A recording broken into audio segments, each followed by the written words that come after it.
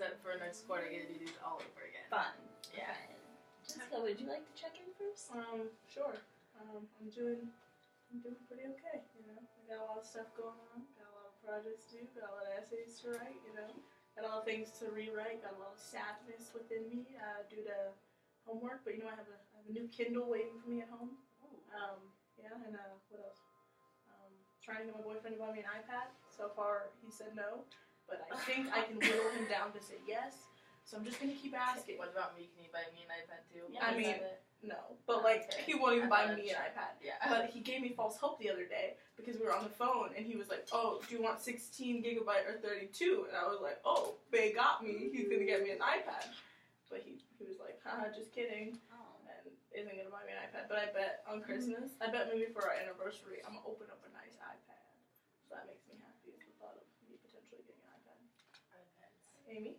I am getting by with. I'm still trying to catch up with homework from being gone for a week because of family things. So that's stressful, plus finals, plus life existing. So I'm chugging along. But I'm here. So that's the positive. Looking like a marshmallow. That's the only positive.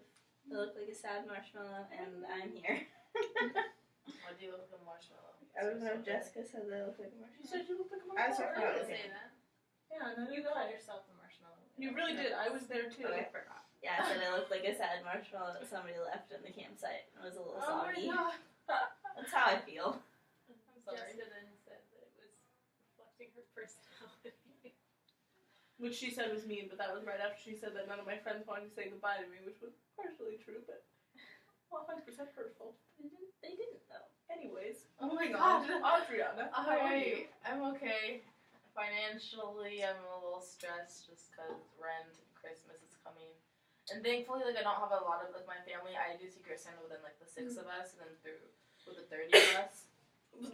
30? Yeah, that's our Christmas day. So that's a smaller family function. So there's not a lot of gifts, but, like, people, I mean, they're I would say my family's a high class. Like, I'm the hippiest person out there. I mean, I go to Western, which kind of shows a lot for, anyways, they all like the fancy products, and I got my uncle who has all the money in the world and more, and so I'm like, don't know what I'm supposed to buy him, especially with my finances. Just a lot of work and babysitting and trying to balance everything with schoolwork and trying to be ahead of the game so I don't have to stress as much and just make money before Christmas comes. And yeah, I just like one day at a time, right, Jessica? Yes. Or two. Whatever, we'll figure it out. We'll get there. How are you doing, Jessica? Not I anymore. already told you. I take it that way. Try not to stress too much about anything because if I do, I'll explode. No explosions. Except for diarrhea. On the inside. Oh my god, diarrhea. Okay, that's a little TMI. I don't have diarrhea. Oh, Yet. that's not TMI? Like telling us to stay in your poops. Alright. Nope, Daisy. How are you doing? I'm just going day by day, but not good. But I keep a smile on my face. You really do. You look beautiful. Thank You're doing a great Eyebrows job. always on fleek. Yeah, seriously. In this bitch, finna get crunk. Eyebrows on fleek. The fuck? Anybody else remember that? That's where it came from. There's this girl, she was sitting in the car, she was like, we in this bitch, finna get crunk, eyebrows on fleek, the fuck. It was like that, Wait, and that that's, sounds super familiar, but I yeah, don't that's does. where on fleek came from. I even bought a shirt that said fleek on it, because Oh my I gosh. was a young hipster. Wait, what is this from though? It's just a vine of this girl. Oh. She has lime green nails, she has lime green Ew. shirt on, she got big ass hoops, and she's fleek. Right. Who wants I can kind of start. So my question was, what are reasonable expectations for speed and accomplishments for L2 learners of different ages? So I kind of like read that section. It didn't give you like a specific answer, but like for the 3-2-1, it was like 3 things I thought were important. And one of them was like the fact that, and then we kind of talked about it in our other yellow classes, but just because you start learning a language later in life does not mean you won't be as good as those who started younger, if that makes sense. And so I thought that was a really important thing, and I agree with it, but I also had, like, that was one of my questions, because they said that they always say like younger is better when it comes to starting a language, and that might be true. But like obviously, you can also learn a language when you're older and still have the same levels and acquisition and everything. But then I was kind of confused about it because they were saying how like it also depends on the amount of input you receive. So if you start learning at a younger age, compared to let's say now, you're getting more input. So how would you not necessarily be better at speaking that like a second language when you're getting more input versus starting later in life? Does that make sense? Yeah, I think that like that was kind of my question. You can potentially get as fluent at an older age, but you have to try harder because it's easier to pick up on stuff when you're younger. Yeah. And like you have more time to develop it versus if you're in your 50s and you're like, I'm gonna learn Arabic. Yeah. But I'd also argue that you have more resources when you're older to help you ease that learning process or that transition into learning that. You could potentially, if you have the funds, immerse yourself in the language by going to that place and learning it a lot faster because you're in the place that it's spoken. Or you could pay to have like a professional tutor or something like that, you know, any of those types of things. So then wouldn't it determine like the situation of whether or not that is a true or false statement of younger is better for learning language? I'm sorry, please repeat. Okay, so like we're saying that like obviously if you're older you have more resources, and then like if you're more financially stable you're able to like put yourself in these places to learn a language like better and easier, and you have all like, you know, you're surrounded by the language, which means you're just getting input from everywhere. But let's say, so wouldn't it depend on the situation for the child and then the adult to compare whether or not, I don't know how to word this, Like whether or not like learning a language at younger is better versus. So it's like, are you saying is it all contextual? Is it all like situational? Yeah, I think have so. to be. Didn't you say it doesn't matter on your post what Well, age you are? Yeah, because that's what the reading said. Like that's why I found like one of the most important. Because like we all believe, like I always assumed until this quarter that if you start learning a language when you're younger, that you would be better at it, and like it'll just because you don't know any better when you're younger. So that's the information you're getting.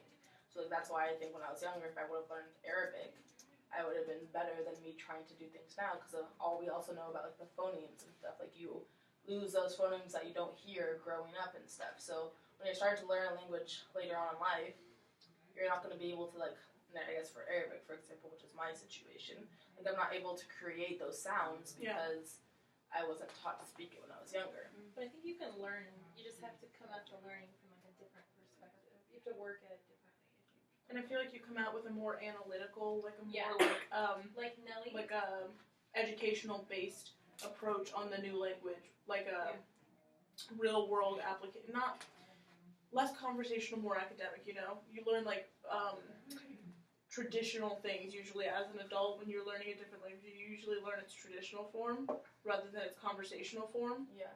Because in French they teach you how to do like old French. Like they don't teach you like the way that you talk to someone. You speak in a formal way. Like when you learn Japanese, like my boyfriend, he learned Japanese, and he says that they would understand what you're saying, but you're saying it in a way that like their grandpa would say it, because you're saying it in a very like formal way, not like a conversational tone. That's how mine was. My church did. My teacher, I can't. My teacher even said like, in this region of Germany, people would think you were like pompous because you were talking in like the snobby, rich, high German, Hochdeutsch. Because that's what we were taught. We were taught the formal way of speaking. So like, some of the sentences we'd learn at the start of the week had slang in them. So like, we could use like, not lesser, but just like casual German. But a lot of the time when you're learning in the classroom, you're learning that sophisticated version of the language, which is usually high class. That was just something I was kind of like bouncing back and forth between, because like I want to believe, I kind of do believe like you could like learn a language when you're older and be just as well spoken as someone who had learned at a young age. Yeah. But then that information that they were saying, like the amount of input also determines, it's like a determiner. Your question goes along with my question, which talked about like what things help like distinguish like an excellent language learner, L2 learner versus like an unsuccessful one. And it talked about motivation, aptitude, and like some other things like anxiety and gender. They said that like girls tend to be more motivated in learning a second language than boys do on average, but which I thought was interesting. But it talked about aptitude in this context. They were talking about as like a natural ability to learn, which I found interesting. And my question was,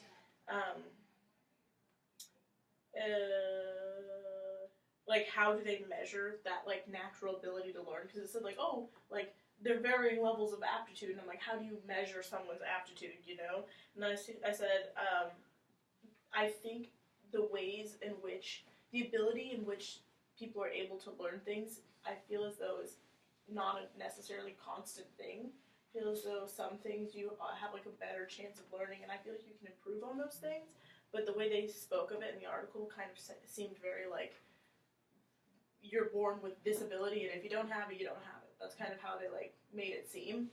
And so I was like, what can we do to help our L2 learners like want or like have an ability to pick up the language, you know? Because it's not just like, oh, some people are going to be better at it than others, you know?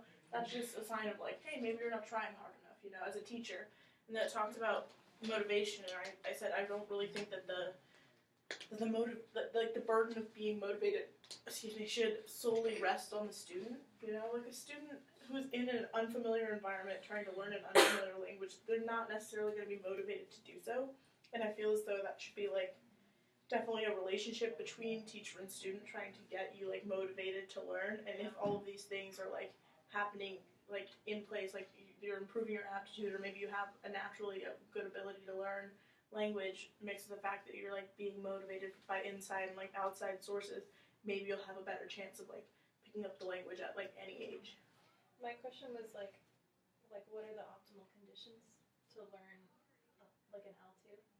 But it kind of goes along with that, because they said there's like no one perfect way to like learn a second language. Yeah. Like, because you could have like parents that like taught you more of your first language, so it helped you with your second language, like in writing and reading and stuff. But I think it also just goes along with like motivation and stuff. It can be part of it, or like how the teacher is teaching. It varies a lot, but I don't know. My question, which was, what are the characteristics of an excellent or an unsuccessful L2 teacher, so instead of student? And it was kind of just saying that like the most effective teacher has to be confident and knowledgeable in the L2 that's being taught. So like I think that's kind of the point and why for the ELL endorsement we have to be taking the linguistics grammar course, because you have to be competent and be able to explain why you use this word instead of this word, or why that sound isn't what 413. Interesting. Yeah, so like it was just saying you have to be like competent in that language that you're teaching them, and that goes for like high school teachers too, teaching a foreign language to native English speakers. And then to teach with like self-esteem, intellectual excitement, and then to be able to reflect on your work, which I feel like is really similar to the like environment that the students need to have, that we've like kind of seen throughout the year.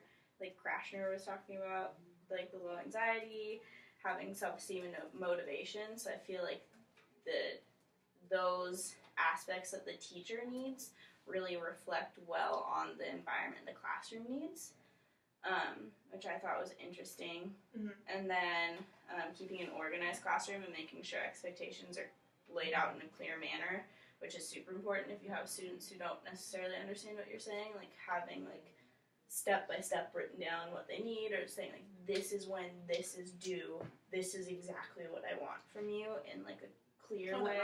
Your rapper. Wow, a Christmas wrapper. And then Candy wrapper. candy wrapper. Thank you. And then the last one was to not overuse the L2, which we've also looked at a lot with like the bilingual education courses. So like not just not immersing them completely away from their L1, like letting them use it. Like we've talked about, like letting them write down questions in their L1 and then going and translating them and coming back to them with like a and like, or finding an outside source. And then that tied into the question that I had, because when they were talking about that one, they were saying that the teacher was already semi-fluent in Spanish, and she had Spanish-speaking students. So then she just went and was taking classes to like brush up on her Spanish, so she could speak to them, which is awesome because she had that resource and she already had that skill. But my question is just like, we obviously can't become fluent or even semi-fluent in every single language of every single student. So like, how much of a language like should we look into? Like, do we just like look at basic phrases so we can understand if they have a question, or like, is that when you have to like look for somebody in the community who could come help you? Like, because what if you have somebody from a really obscure part of the world that like nobody knows that language? How can you help them? I mean, based on our other classes too, though, we already know like it's how hard it is to learn like some of the other languages that I'm starting to see more, like Punjabi, which I did. Like the alphabet is completely different. Like Yeah. there's so That much. language was squiggles. Yeah, there's so Or many just different like Japanese in general. The fact that they have three Different They have alphabets. 3 alphabets. 6,000 for their formal. Yeah, so it's just like, has like thousands of characters. yeah, so it's just like, I don't know, like obviously you can't learn all of those language, but like I'm interested to learn ways that you can, like obviously we are learning some of those skills, but I don't know, I just wanted a better example from the text instead of somebody who already knew Spanish working with Spanish students. Just like, Which is That's- something that's common. that's, yeah, it's really Like, common, but like, it's just like, then you have that one Russian kid, it's just like, sorry, I'm taking Spanish I feel like classes. later on in the years, we're probably like not even gonna know how to deal with like all different type of languages. That are just gonna be on the computer. Yeah, that's what they do. They totally just stick their kids on the Well, Which that's is what they just do so now. isolating. I haven't. My nephew's in kinder. He's already having tablet day for like a whole hour. I'm like, what do you do there? He can't really explain to me good, but tablet, I'm like, what the hell? Like, we didn't even have electronics in kinder. Yeah. There was a girl, and there is a girl, not was, she's still alive, at my mentoring site at SUMass, that I've worked with kids that have, like, very, very diminished language skills. All of them are ELLs, or, like, speak Spanish at home, and because the demographics at SUMass are, like, 58% white, and then the rest Hispanic, and then besides, like, 2 point something, everything else. We have 2 black kids in our entire school. 0 Asian kids. Anyway, I digress. All of the ones that have the lower English skills or the lower language skills are our ELL students in the class. But there's this one girl in particular. Her name is Matiana. I don't know if I should be giving names. Whatever, I did anyway. This isn't gonna leave no. Whatever. You don't even know her last name. I don't even remember it off the top of my head. Yes, I do. Her name is Matiana. And You said it again. whatever, the cat's already in the bag. And Maybe I forgot her name. it's Matiana. Jessica. I had never worked with her reading one-on-one before, but I always noticed they do these things. They all have Chromebooks, like a classroom set that they use, that they share with the whole school. And you either do Reading Plus or you do this thing called Head Start if you don't know, like, if your English is really, really bad. And that's what she does. She does Head Start. She's the only one in the entire class that does Head Start. Everybody else does Reading Plus. Even some of the kids that I've read with, and I'm like, whoa, you can barely read. And I read with her one day, and I was like, I wouldn't even say what you can do is reading. Like, and she's in 5th grade, about to go in 6th grade. And I never see her. I see other kids get pulled out by the specialist, and like work, but I just feel as though they've just so totally given up on her. And just said that, like, that she's gotten to the point of, like, oh, well, she's in 5th, like, she's one of the oldest in the class, like, she's 11, and I wouldn't even say that she can read at the 3rd grade level, and that's me being, like, very generous. Like, her reading skills are very bad. She gets tripped up, like, on words like the and that and things like that. Her spelling is, it's basically repainting pictures is her version of spelling, because she doesn't know what the things mean. She's just, like, copying things she's seen. You know, that's the only way that she can, like, write things. And I look at that and I'm like, we should be putting all of our time and resources that we're spending on all these other kids that don't need it, all the white kids in our class that don't need that extra time, and be putting it with you because you need help. You are, like, over 3 grades below where you should be reading-wise. Well, it's not necessarily, because I work with a high schooler she's 9th grade and she reads at a 5th to 6th grade level, so it's not just, like, she's white, It's school In this district. in this situation, it's because of Yeah, I was So just like it's- saying like It's from the Broadly. school district. it's because we There's were 21 teachers and they're all white. When almost half of your population is minority students and all of your teachers are white, there's obviously going to be some like underlying. The girl's not white. No, she's not white. Well, like we were like. They speak Spanish at home. yeah. Because, like, in high today, like, we were just like, wow. Like, the faculty gives, like, zero craps about their students. And then the students themselves just like I've talked to more students at the school, like just in our classes that they're just like, I'm not going to college. Yeah, I've I'm never not met going to so many college. people I'm that not going to give so college. And I'm little like, then what are you gonna like? What are you gonna do? Like, one of them actually was just like, I just want to be a firefighter, and I was like, oh, like that's awesome.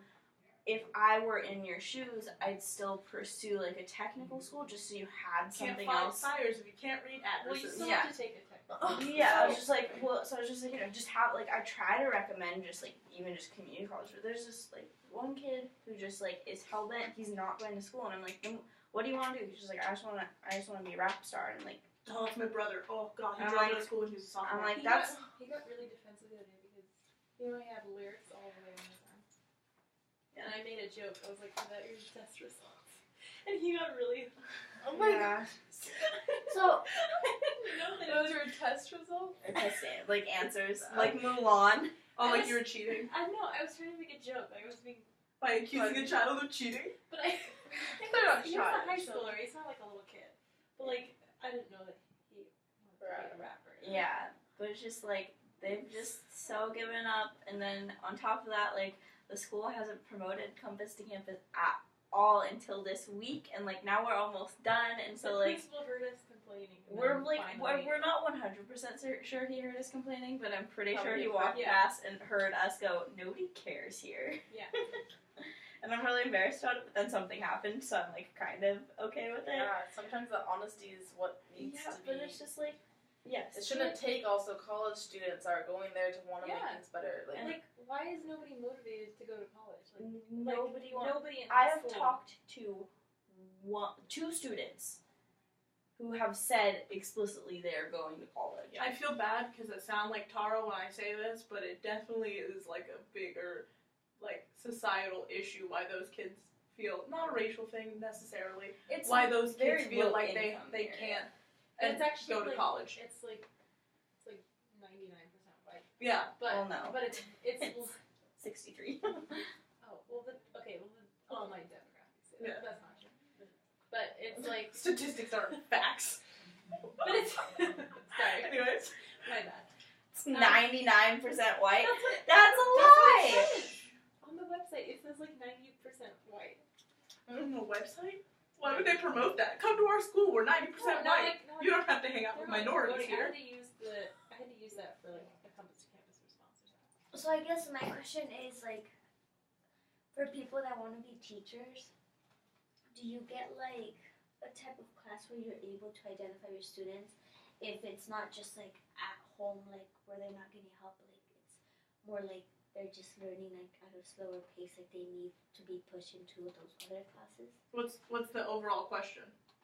So like, do teachers get like a class like where they get to learn, or is it just a I feel as though if you are in an area like where I went to high school, Bellevue High School, then 66.5% then white. Where do you I do see get that these in types of Bellevue? trainings because they have the resources and they have the funds. It must But be at these Title I schools, where a lot of new teachers go to Title I schools oftentimes because I don't know if there still is, but there used to be a program if you work at lower income schools, you get they'll forgive your student loan debt or some of your student loan debt. Yes. I'm So- fighting that right now. But so- it's, taking that away. So Which is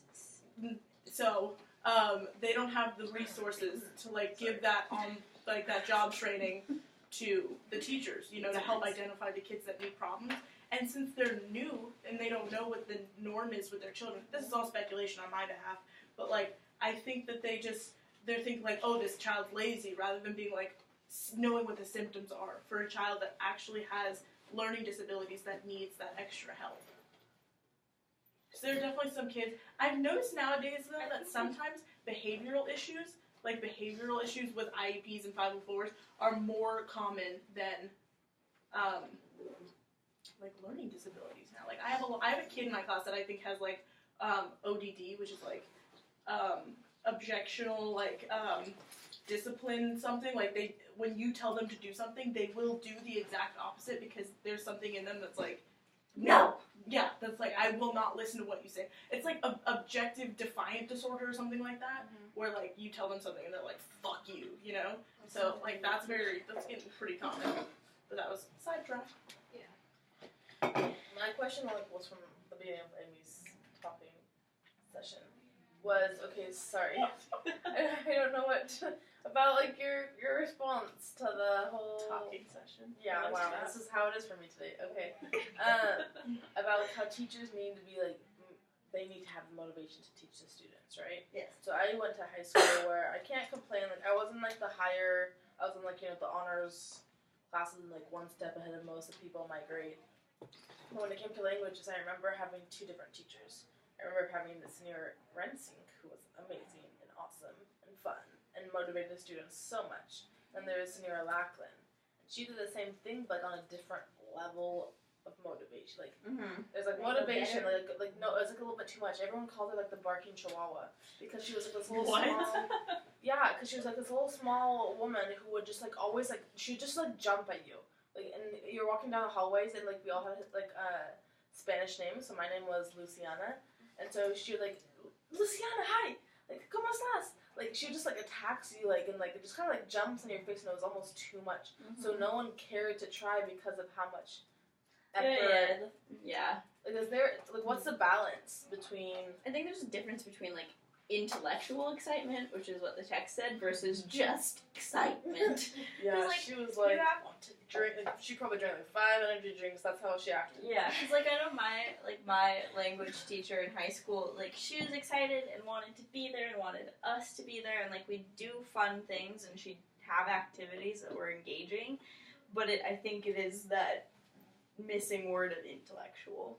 Yeah. Because you can't just be a fuzzball and be like, hey, how's But, like, it then again, like, you could do that with, like, I guess, younger kids, because Yeah. those kids have just as much energy.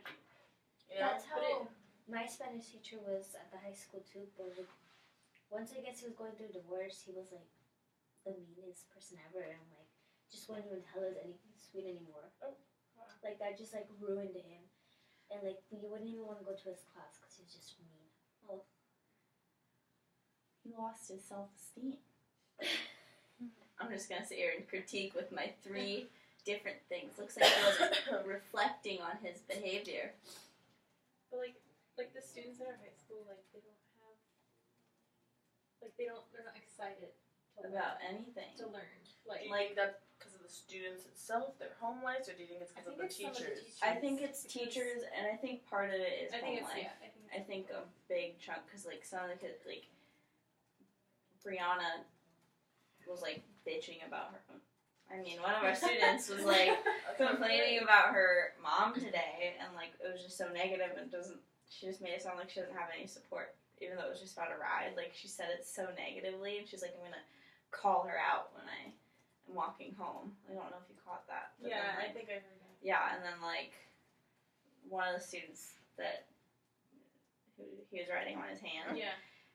The rapper. Yeah, he the other day was saying, because like he needs to stay after for homework help. They provide this great option every Tuesday and Thursday, and like they provide transportation home for these kids too.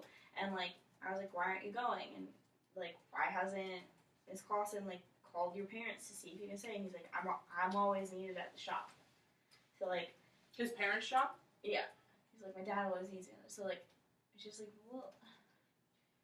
And then it's just like, so obviously this child isn't getting support from home, and then his teachers aren't taking the extra step to be like, hey, no, like, Yeah. you need I to be feel like here. there needs to be more, like, because I feel like this is happening a lot. There's a lot of, like, mom and pop shops now where our parents, or, like, or our students' parents will be, like, running something, and they rely on their kids to help them with little work. Mhm. So then they feel obligated, especially if they're, like, low on money. Yeah. Which I Yeah, feel that's like what hard. some of the cases are, because, like, you guys all go to low-income school districts. That's why it comes to campus sends you there. Yeah. So how do you, like, if they have a rough life at home, or if they have situations like this, do you just call their parents out, basically saying, listen, I know, but we need, you know, you want your son or your child to have a better future, better life than what you're going through right now.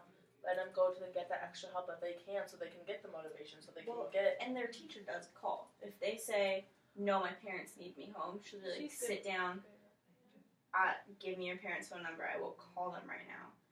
And like she does, and I don't know if she hasn't done it with this particular student or has, and it just had very negative feedback, or if it's one of those cases where like he's like, "Do not call my parents. Like they can't know," because like. There are parents like that where if they get a call from a school saying like your son or daughter needs to stay after because they're doing poorly, like maybe there's like abuse at home. Yeah, it's true. So it's so frustrating, and it's like how do you help the kids who you can't help? How do you know when such like how do you know that that's the case, or if they really just don't want to get in trouble? Like you know, how do you know what kind of family? I feel like you don't know until you have a parent-teacher conference. Yeah. You know. But even then, like they don't show up to parent-teacher conferences. They're brilliant actors. Or like there's some brilliant actors out in the world, and they could be very cordial and ready to listen and be receptive to you as a teacher, and then they go home and call their kid out for not doing well. In years prior to us, I don't know, that was a poor way of phrasing that. Teachers used to do like home visits with their students to like see what the home life is like. That's my mom. But they don't do that now. It's weird it's like I'm gonna call the coppers if your teacher shows up to like your home, you know. You you're used like to be able to breaking go to your teacher's house. Yeah, you're like breaking up some sort of unspoken rule now. It's the whole like, are you a pedophile thing. I feel as though that is the only way that you can really see. They do home visits for like preschool. Still? Yeah, because my little nephew it was called Head Start in Mount Vernon, and the teacher went over and I was like, what the hell is she doing here, you know?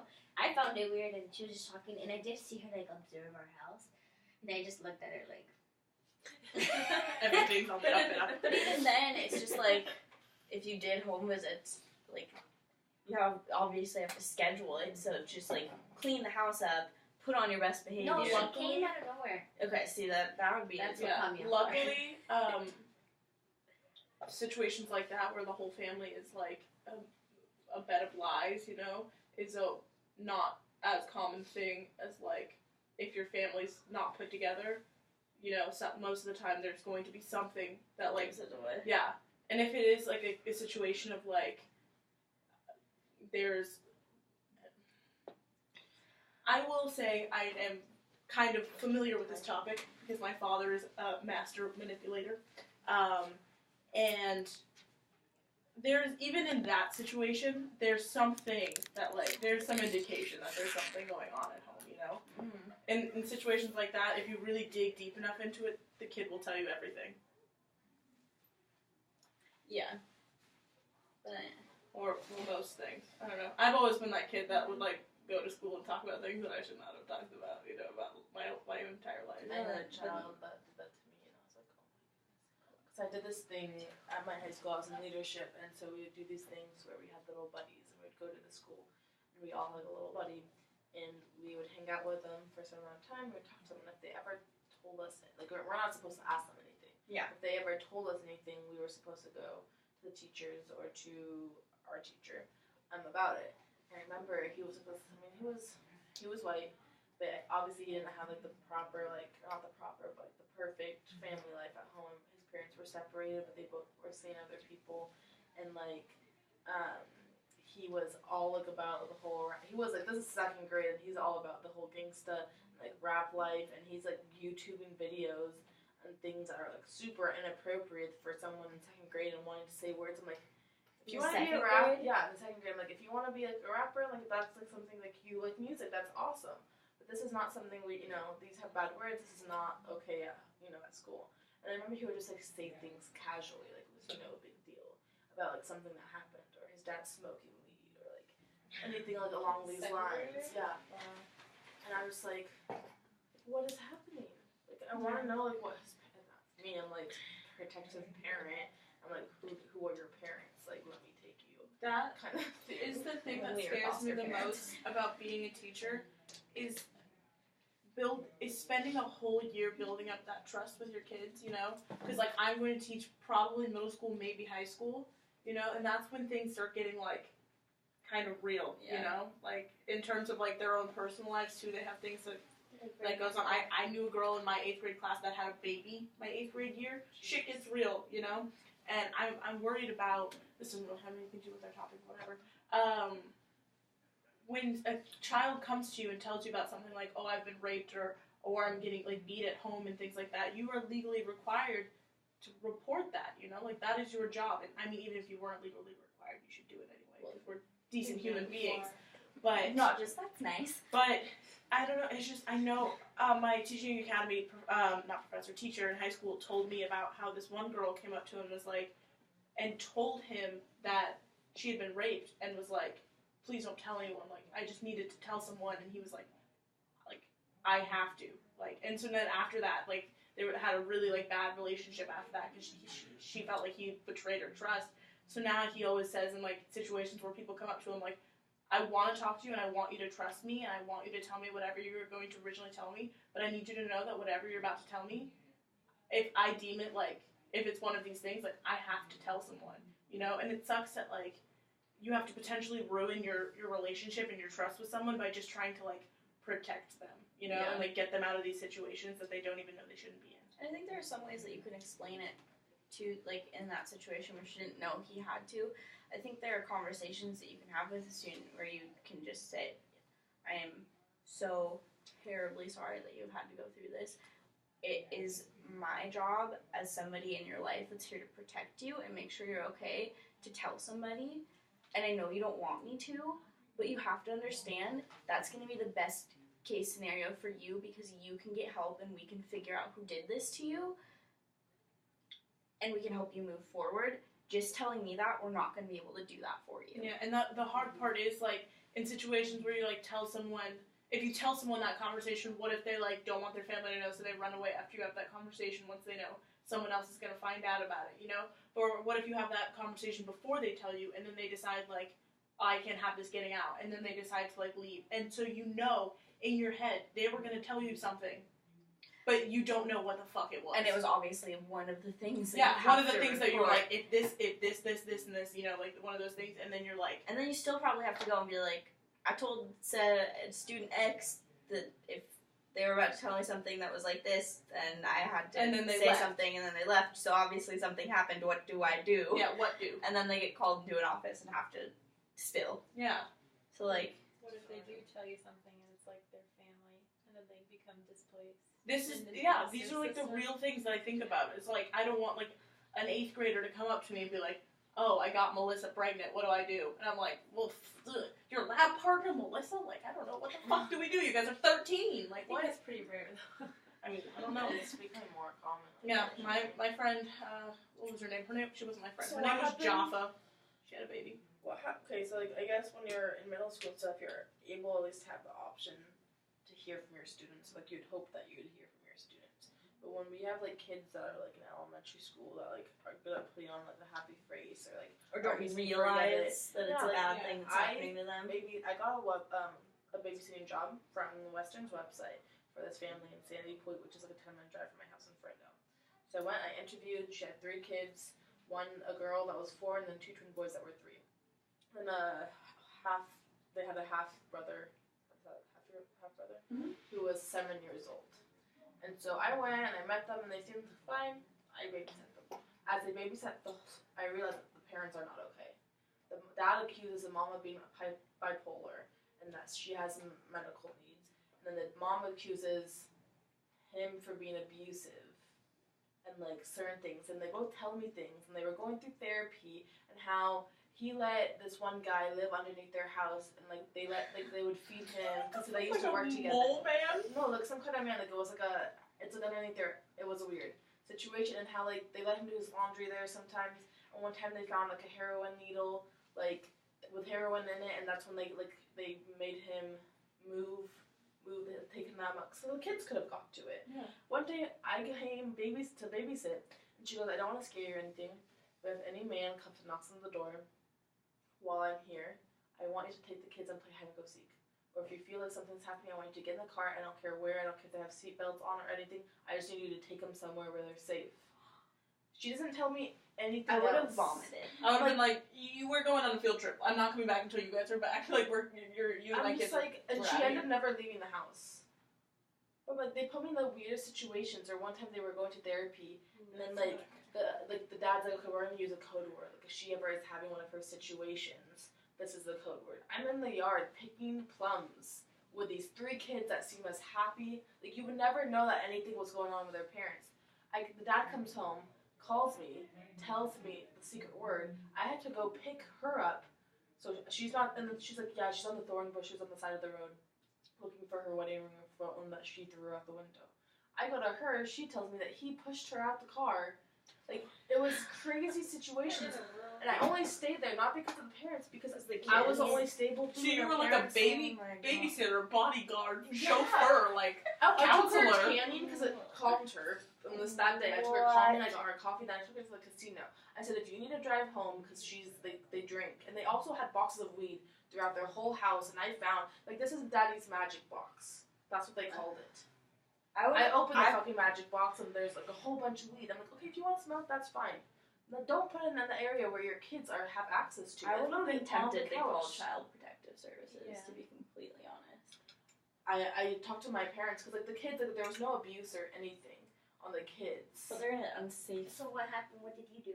They never contacted me ever again. Did you have to think about it? Did you confront them? Huh? Did you? Well, yeah. I'm like, listen, you guys need to. I said something about it, and then they moved houses. Probably because they thought you were going to call Child And Protective then- Services on them. Or the hobos. Because I that come and tried shoot up before I their left to children. Spain. I tried getting the kids over so we can decorate cookies and stuff. Mhm. So I do that with all the kids I babysit. No, the number was out of service. That's really that was my suspicious. That was my next thing. I'm thinking if I have any other situation, like there was 3 marks. That's the 3rd one hit. I was definitely gonna do something about the whole, and then they just ghosted me. That's Haven't so heard weird. from them since. Because some situations you have to think, like, is what's happening at home worse than what they're going to experience in the foster care system? And sometimes, That's a completely different broken system. yeah, sometimes it's not. Sometimes it's, and all the steps that they're going to go through at Child Protective Services, sometimes you have to really, like, weigh that in your mind. And then you're thinking, like, who am I to decide these children's future by deciding whether or not to call? Because if I don't call, they're going to be stuck in this home. What if it would be better for them to go to foster care? But then you're just like, what if I do call? And then they go, and it was worse for them to be there. My question was if the kids, that's going on with their parents. The kids didn't really see it. Me as an adult, they're telling me, so I'm hearing about it. Like, how do you know something like that's happening in your children's life when the kids are so easily They're blind to everything? Yeah. Especially because, like, when I was younger, like, you're not, I've met kids who've gone through, like, family divorces, and then, like, they start talking to more and more kids, and it's just, like, your parents aren't divorced? Just like, no, they've been together forever. And then, like, like, the light bulb goes off that not everybody's life is the same as yours. So, like, these kids probably think their life's completely normal, and then they're gonna start socializing when they get to school, and it's gonna be like That's your- my next worry. is that they're not gonna get I don't into know. the public She could have been in system. preschool and stuff, and they're like, we're just gonna wait. I'm like, wait for what? It's free. It's public. So, Well, but it's it's in the area, but it's worries of being a teacher is how do you take how do you take steps to protect a child? Like, do you just go with your? I mean, there are, like, obviously we're not teachers yet, so we don't know, like, exactly what's enforced. But it's just like this, and I know this doesn't. Well, it's kind of It's well, gonna it's kind affect of their relevant to, like, Yeah, this that's class affect their because a work. lot of that's how Basically, connected. It affects their what are our learning, muddy questions, Well, y'all? affects their learning, And then, like, affects second language acquisition. because a lot of lower income families tend to have the ELL children, and low income families also tend to be. We've and- come full circle. Well, yeah, because you have to tie back, and, like, they also tend to be not all low income families are, like, broken, but, like, you see it more Yeah. often than not. But then just any And child they in end up in general, low-income schools, and then they don't get enough support. and then their school. teachers give up on them, and they don't. And then they they don't try to become believe in aspiring themselves. rappers. And then they have children. And then they do it again, pass out their mixtapes at Seattle Center trying to get me to pay for them. or they write their 13 Reasons Why on tapes. Oh, well, it's your tape. She was from a well family, Well, yeah, but she said tapes, and I thought tapes, and then I got sad. Okay. So, questions. I know mine earlier that was actually in my thing was like the whole how do you like with so many different languages how do Beth and that's a stupid I think money we question. I asked feel like I that should already before. know the answer to that by now. Just kidding. Well, we could ask. I know my question was the whole input for language. I don't know if you kind of answered that in ours. You guys remember that question I had? How to make like good input. No, like we say that younger is better, but that's not necessarily true. Like you can be older and learn a language and still be as If you have good equivalent if input. yeah. So like what? No, about the amount of input because it says like the amount of input determines like how. But isn't it the quality of the input? Well, yeah, the quality. I guess. Like the comprehensive input. Okay, so what are our Monday? Obviously, that's already answered. So what are our Monday questions? One of ours should definitely how are there like laws or policies in place for educators to take steps to protect children and what are those?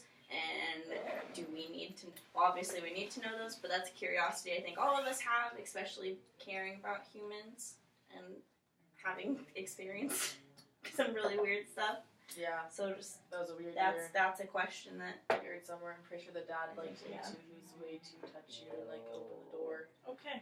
Bye, Joy. I'm glad Sorry, we're out of that I She am. was- My parents. Horrible had a hard note to time. end on.